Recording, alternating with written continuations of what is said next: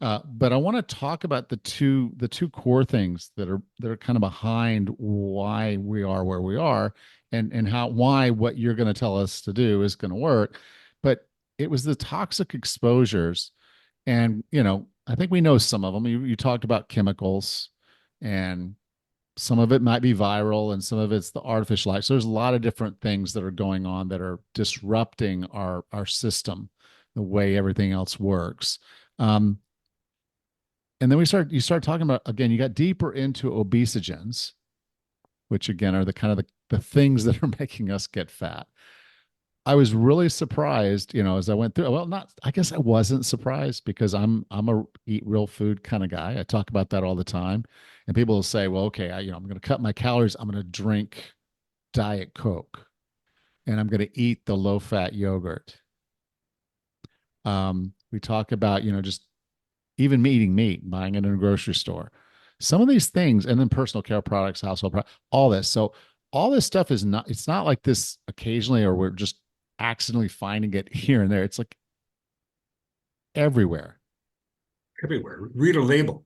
My wife my wife is my number one proponent of everything. If there's a chemical name on it, she hardly ever buys it.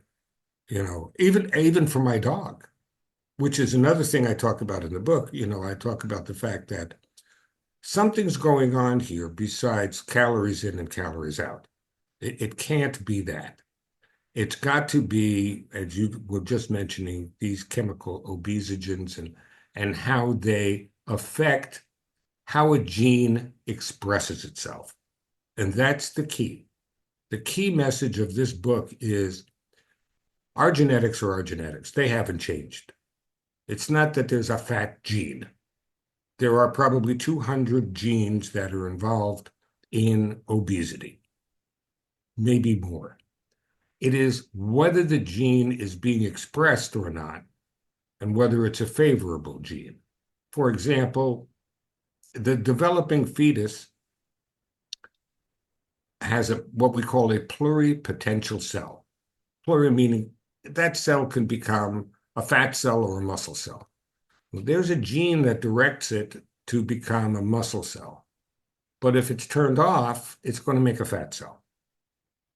And these obesogens create changes on the surface of that gene that are unfavorable. And so we have statistics, which I quote in the book. John Kennedy, when he was inaugurated, we had a 14%, 11 to 14% obesity rate. That was it. And he was aghast. It's now 47%. 47% of our population is clinically obese. 70% is overweight or obese. That's frightening.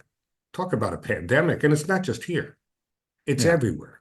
And the thing that stimulated me years ago was looking at the obesity epidemic and saying, what is it? Why are we getting fat? Guess what? It's not just us. It's our pets, it's marmosets, it's wild mice, it's monkeys, everything that you can think of. Newborns are getting fatter. Children are obese. That number is frightening. It's over 20% of children are now obese. And people wonder why this is happening. And it's happening because of these quote unquote obesogens in our environment. You see, if you go back to John F. Kennedy's days, we didn't have Teflon. We didn't have nonstick cookware. It was just beginning. When I was a kid, you stained the couch, it was stained forever. Now we have stain repellents and everything else, and all of these. We didn't use hormones to this extent that we use them to feed chickens, cattle, and so on and so forth.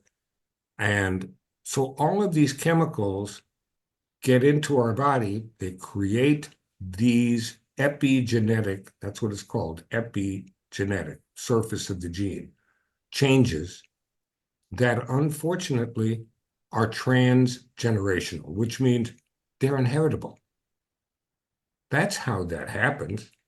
This is why it's an inexorable climb into, I think, medical bankruptcy treating complications of obesity.